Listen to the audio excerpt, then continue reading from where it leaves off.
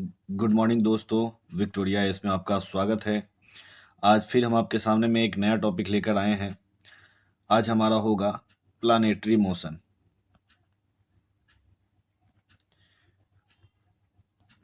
इसके बारे में चर्चा करेंगे और देखेंगे इससे रिलेटेड महत्वपूर्ण सिद्धांत कौन कौन से हैं और एग्जामिनेशन पॉइंट ऑफ व्यू से कौन कौन से इम्पोर्टेंट हैं।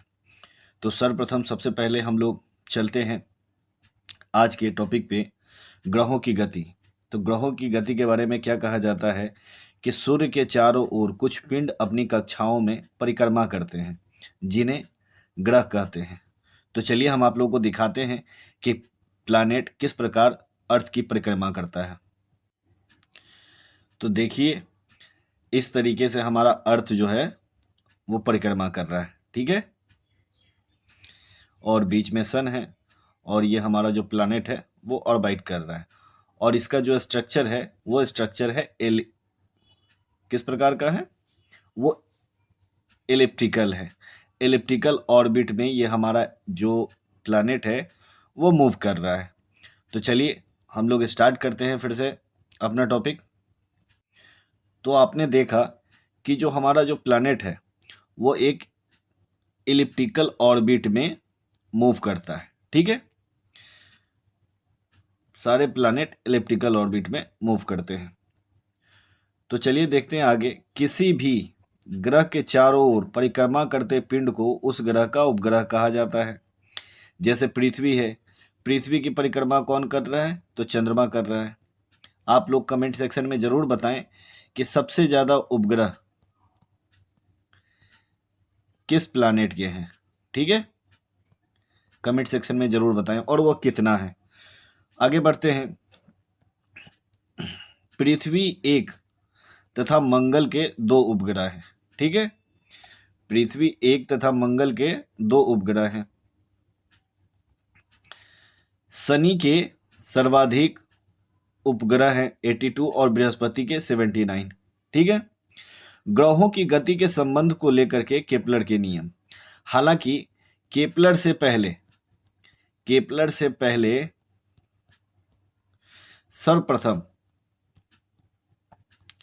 सर्वप्रथम कॉपरनिकस ने यह बताया था कि जो प्लैनेट है, ग्रह जो हैं वो सूर्य की परिक्रमा करते हैं। हालांकि उससे पहले भी वाराहमिहिर, इतिहास में जाए तो वाराहमिहिर ने यह बताया था अपने वृहत संहिता में, आपको बता दे, वृहत संहिता में, ठीक है। वृहत संहिता में वाराहमिहिर वृहत संहिता में, ठीक है। वाराहमिहिर ने बता दिया था कि जो ग्रह हैं वो सूर्य की परिक्रमा करते हैं, ठीक है। आगे बढ़ते हैं तो केपलर के नियम पे फिर। तो केपलर का नियम कहता है, केपलर कहाँ का है, जर्मन खगोल शास्त्री जोहान्स केपलर ने सूर्य के चारों ओर ग्रहों की गति के तीन नियम बताए थे। और वो तीन नियम कौन कौन से हैं वो देख लीजिए। पहला नियम कहता है कि सभी ग्रह सूर्य के चारों ओर दीर्घवृत्ताकार कक्षाओं में, यानी कि एलिप्टिकल कक्षाओं में, ठीक है, कक्षाओं में परिक्रमा करते हैं तथा सूर्य कक्षाओं के एक फोकस पे रहता है। जैसे देख लीजिए, यहाँ ये हमारा एलिप्टिकल ऑर्बिट है और यहाँ हमारा सन है और यही हमारा फोकस पॉइंट है इस एलिप्स का। और इसी के चारों ओर और एलिप्टिकल पाथ में हमारे जो है प्लैनेट है वो परिक्रमा करते हैं, ठीक है। द्वितीय नियम क्या कहता है? केपलर का दूसरा नियम कहता है सूर्य के किसी ग्रह को मिलाने वाली रेखा समान समय अंतरालों में समान क्षेत्रफल पार करती है। जैसे मान लीजिए कि यह हमारा सन है और यह हमारा ऑर्बिट है। मान लीजिए कोई ग्रह यहाँ पे है और यह ग्रह सूर्य की परिक्रमा कर रही है। कुछ दूर चलने के बाद, कुछ देर परिक्रमा करने के बाद यहाँ पे आ जाती है, फिर यहाँ पे आ जाती है, फिर यहाँ पे आ जाती है। तो मान लीजिए कि सूर्य के केंद्र से मिलाने वाली इस प्लैनेट की रेखा और यहाँ से। तो यहाँ से प्लैनेट को यहाँ पहुँचने में, पॉइंट ए से पॉइंट बी पहुँचने में इसने जितना डिस्टेंस कवर किया है और जितने समय में किया है, जितने समय में और जितना डिस्टेंस, यह समय अंतराल सभी में, सभी पाथ पे A B C D denote कर देते हैं इसको, सभी जगह पहुंचने में जो समय अंतराल होगा वो समान होगा और वह समान क्षेत्रफल कवर करेगा। यही हमारा द्वितीय नियम कहता है। इसको इस प्रकार से देख सकते हैं आप। जैसे यहाँ देखिए, यहाँ आप देख रहे होंगे ये जो ब्लू कलर का जो क्षेत्रफल है, ये व्हाइट कलर का है, फिर ब्लू कलर का। तो ये जो प्लैनेट है उस सन के चारों ओर परिक्रमा कर रही है और परिक्रमा करने के बाद जो भी हम साइडेड पार्ट जो देख रहे हैं ब्लू और व्हाइट, इन सभी में हम लोग ये देख रहे हैं कि इसका जो क्षेत्रफल है और इस पॉइंट से इस पॉइंट तक जाने में जो समय लग रहा है वो समय यहाँ भी जाने में लगेगा, इस वाले पोर्शन पे भी जाने में लगेगा। ठीक है, तो ये जो क्षेत्रफल होता है समान क्षेत्रफल ये कवर करता है। ठीक है, आगे बढ़ते हैं। जो दूसरा नियम है केपलर का, आपने देखा वीडियो में, दूसरा नियम कहता है, द्वितीय नियम यह स्पष्ट करता है कि जब ग्रह सूर्य के दूरस्थ होता है तो उसकी चाल न्यूनतम होती है। ठीक है, प्रतीत होती है, और जब वह सूर्य के समीप होता है तो उसकी चाल अधिकतम होती है। तृतीय नियम क्या कहता है, किसी ग्रह के परिक्रमण काल का वर्ग उसके दीर्घवृत्ताकार कक्षा के जो सेमी मेजर एक्सियल का तृतीय घात के समान अनुक्रमानुपाती होता है। यानी कि जो प्लैनेटरी मोशन होता है, जब उपग्रह दीर्घवृत्ताकार कक्षा में परिक्रमा करते हैं सूर्य की, तो उसका जो डिस्टेंस होता है घातांक के यानी क्यूबिक के बराबर समानुपाती होता है। ठीक है, यही फार्मूला है, इसको याद रखिएगा। नेक्स्ट बढ़ते हैं आगे। न्यूटन का गुरुत्वाकर्षण का नियम। न्यूटन का गुरुत्वाकर्षण का नियम क्या कहता है कि न्यूटन का मत था कि इस विश्व में प्रत्येक पिंड एक दूसरे पिंड को एक बल द्वारा अपनी ओर आकर्षित करते हैं। इस सर्वव्यापी आकर्षण बल को गुरुत्वाकर्षण कहते हैं। इस आधार पर न्यूटन ने गुरुत्वाकर्षण संबंधी नियम प्रतिपादित किए। दो पिंडों के मध्य लगने वाले आकर्षण बल का परिणाम दोनों पिंडों के द्रव्यमान के गुणनफल के अनुक्रमानुपाती एवं उनके बीच की दूरी के वर्ग के व्युत्क्रमानुपाती होता है। जो ग्रेविटेशनल फोर्स होते हैं, वो होते हैं उनके मास के गुणनफल के बराबर और उनके बीच के दूरी के वर्ग के व्युत्क्रमानुपाती होते हैं।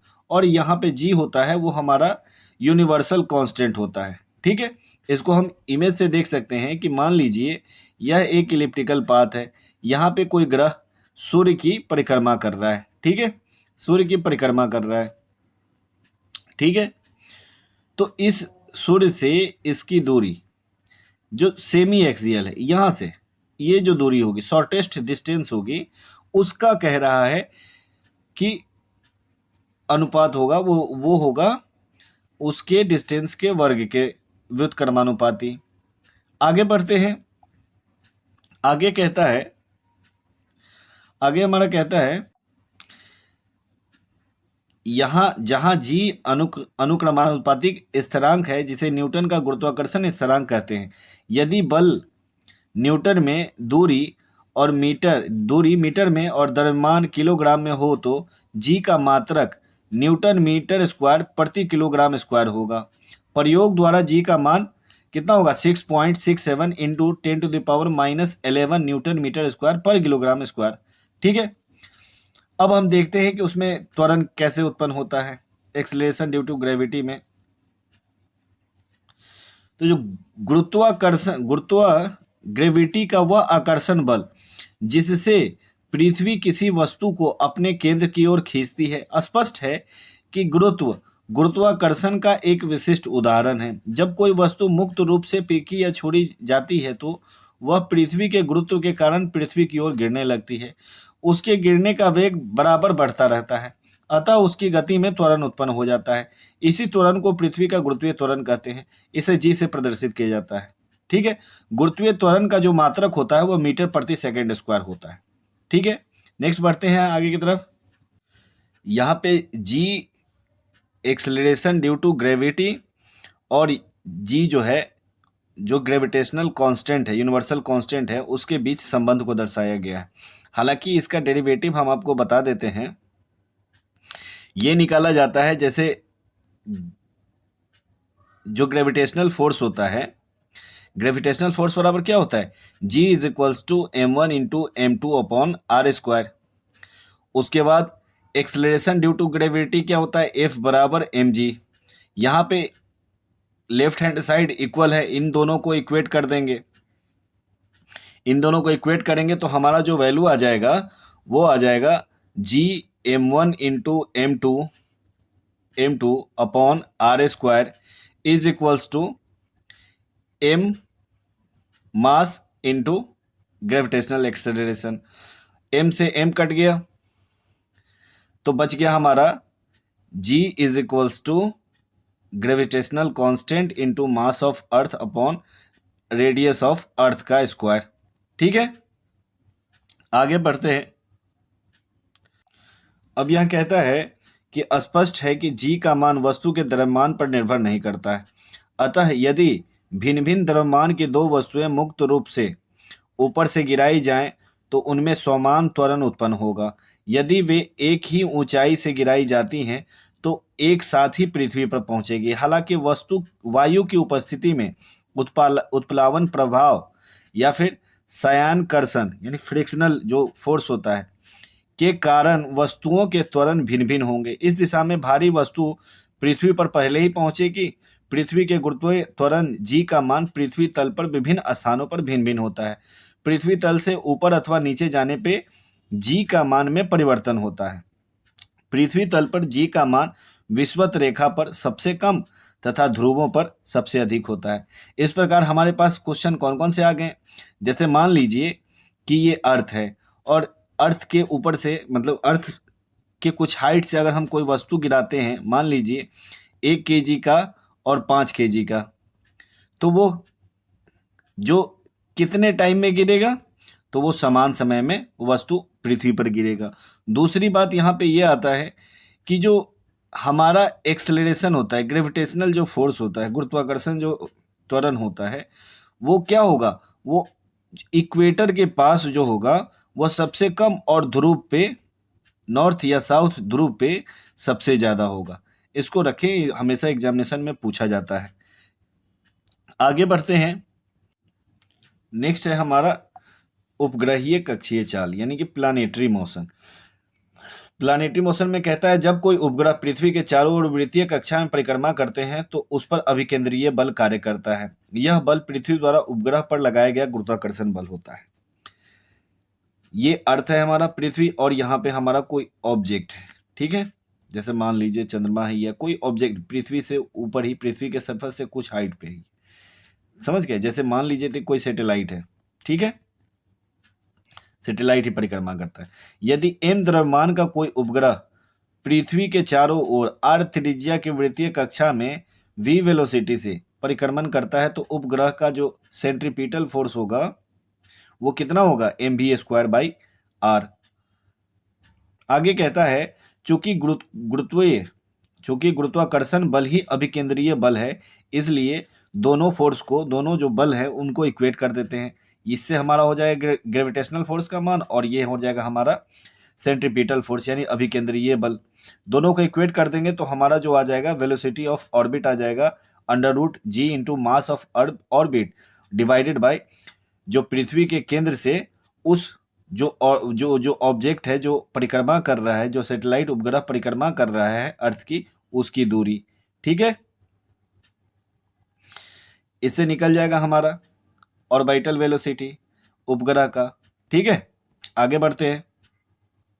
आगे है यहाँ G यूनिवर्सल ग्रेविटेशनल कांस्टेंट है, वहीं me जो है द्रव्यमान है अर्थ का।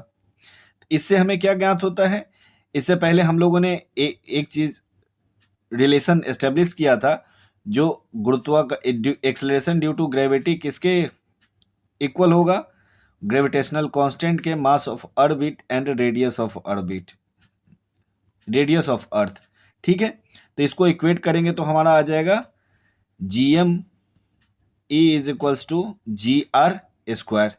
ठीक है, ये रिलेशन हमारा बन जाएगा। नेक्स्ट है, आगे की तरफ बढ़ते हैं, तो इसको सॉल्व करने के बाद जो हमारा आ जाता है orbital velocity, orbital velocity under root G into radius of earth का स्क्वायर अपॉन R। इसको इस फॉर्म में भी लिख देंगे, ऑर्बिटल वेलोसिटी R बाहर आ जाएगा हमारा अंडर रूट से, बच जाएगा ग्रेविटेशनल एक्सेलरेशन अपॉन डिस्टेंस अर्थ से उस उपग्रह का।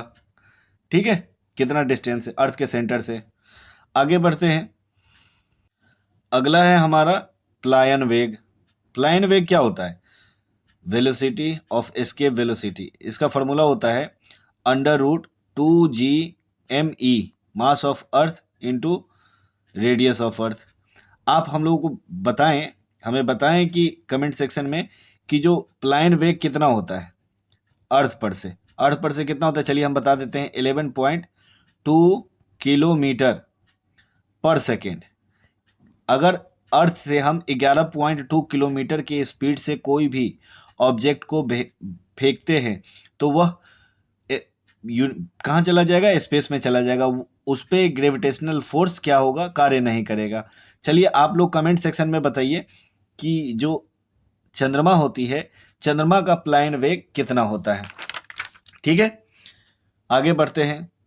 नेक्स्ट है हमारा, अगला है सिंपल पेंडुलम। ठीक है, सिंपल पेंडुलम। सिंपल पेंडुलम में क्या होता है? कोई भी ऑब्जेक्ट किसी हैंगिंग बॉडी से इस प्रकार से लटका हुआ है। ठीक है, और वह उसमें किस प्रकार का? पेंडुलम की तरह।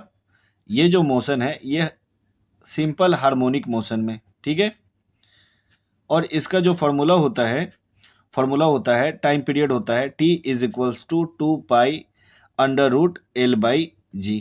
ठीक है, कभी कभी अक्सर ही पूछा जाता है कि सेकेंड पेंडुलम का क्या फॉर्मूला होता है। तो सेकेंड पेंडुलम में जो टाइम इंटरवल होता है वो हमारा time interval is equals to 2T के बराबर हो जाता है। ठीक है, इसे आप याद रखेंगे, 2T के बराबर हो जाता है, अक्सर है एग्जाम में पूछा जाता है। चलिए आगे बढ़ते हैं, अगला टॉपिक है हमारा सेकेंड पेंडुलम। सेकेंड पेंडुलम यही कह रहा है कि यदि किसी लोलक का आवर्तकाल 2 सेकेंड हो जाए तो उसे सेकेंड लोलक कहते हैं। ठीक है, यानी कि टाइम 2T के बराबर हो जाए। ठीक है, अब चलिए हम क्वेश्चन सेशन स्टार्ट करते हैं। चलिए पहला क्वेश्चन है हमारा, निम्नलिखित में से किसने न्यूटन से पूर्व ही बता दिया था कि सभी वस्तुएं पृथ्वी की ओर गुरुत्वाकर्षित होती है? तो इसने सर्वप्रथम ब्रह्मगुप्त ने बताया था कि जो सारी वस्तुएं पृथ्वी की ओर आकर्षित होती हैं। ठीक है, हालांकि वारामिहिर ने क्या बताया था कि जो ग्रहें हैं वो सूर्य की परिक्रमा करती है। दोनों क्वेश्चन को आप लोग याद रखेंगे, बहुत इंपॉर्टेंट क्वेश्चन है। नेक्स्ट क्वेश्चन है, गुरुत्वाकर्षण का सिद्धांत किसने दिया था? तो गुरुत्वाकर्षण का सिद्धांत दिया था न्यूटन ने, इजाक न्यूटन ने। ठीक है, नेक्स्ट क्वेश्चन है हमारा, गुरुत्वाकर्षण के सार्वभौमिक नियम का प्रतिपादन किसने किया था? गुरुत्वाकर्षण के सार्वभौमिक नियम का प्रतिपादन न्यूटन ने किया था। ठीक है, एक्सप्लेनेशन देख लेते हैं। गुरुत्वाकर्षण के सार्वभौमिक नियम का प्रतिपादन न्यूटन ने किया था। इन नियम के अनुसार दो पिंडों के बीच लगने वाला आकर्षण बल का परिणाम उन पिंडों के द्रव्यमान के गुणनफल के समानुपाती और उनके बीच की दूरी के व्युत्क्रमानुपाती होता है। नेक्स्ट क्वेश्चन है हमारा, अंतरिक्ष यात्री निर्वात में सीधे नहीं खड़े हो सकते हैं। क्यों नहीं खड़े हो सकते हैं? क्योंकि अंतरिक्ष में हमारा गुरुत्वाकर्षण बल कार्य नहीं करता है। ठीक है, एक्सप्लेनेशन देख लेते हैं। अंतरिक्ष में कम गुरुत्व के चलते अंतरिक्ष यात्री सीधे खड़े नहीं रह पाते। कम गुरुत्व में लंबे अंतरिक्ष अभियानों में अंतरिक्ष यात्रियों को पेशीय क्षय अस्थियों के घनत्व में कमी का सामना करना पड़ता है। अस्थि घनत्व कम होने से अस्थियां कमजोर हो जाती है। ठीक है, नेक्स्ट क्वेश्चन की तरफ बढ़ते हैं। अंतरिक्ष यान जो चक्कर लगा रहा है से एक सेब छोड़ा जाता है तो वह क्या होगा? तो उसमें क्या होगा बताइए। कोई भी अंतरिक्ष यान से तो वह उसी गति से, जिस गति से वो प्लैनेट उपग्रह मूव कर रहा है, वह भी सूर्य के चारों ओर उसी गति से परिक्रमा करने लगेगा। ठीक है, आंसर देख लेते हैं। आंसर क्या कह रहा है? आंसर ये कह रहा है कि सी ऑप्शन आंसर है, अंतरिक्ष यान के साथ उसी गति के साथ वह वस्तु गतिमान होगा। नेक्स्ट क्वेश्चन है, पीसा की झुकी हुई मीनारें गिर नहीं जाती क्योंकि? क्या कारण है कि पीसा की मीनार जो इटली में पीसा की जो मीनार है वो नहीं गिरती? इसका कारण है गुरुत्वीय केंद्र से जाने वाली ऊर्ध्वाधर लाइन की रेखा तल के अंदर तक रहती है। ठीक है, एक्सप्लेनेशन देख लेते हैं। गुरुत्वीय केंद्र वह बिंदु है जहां वस्तु का संपूर्ण द्रव्यमान संकेंद्रित होता है। कोई भी वस्तु तब तक स्थिर रहती है जब तक गुरुत्वीय केंद्र से जाने वाली ऊर्ध्वाधर रेखा उसके तल से होकर गुजरती है। अभी तक पीसा की मीनार गुरुत्वीय केंद्र से होकर जाने वाली ऊर्ध्वाधर रेखा के मीनार के तल के अंदर रहती है, इसलिए झुकी हुई मीनार अभी तक नहीं गिरी। ऐसा माना जाता है कि मीनार के और अधिक झुकने पर गुरुत्वीय केंद्र से होकर जाने वाली रेखा मीनार के तल से बाहर हो जाएंगी, तब वह गिर पड़ेंगी। ठीक है, नेक्स्ट क्वेश्चन की तरफ बढ़ते हैं।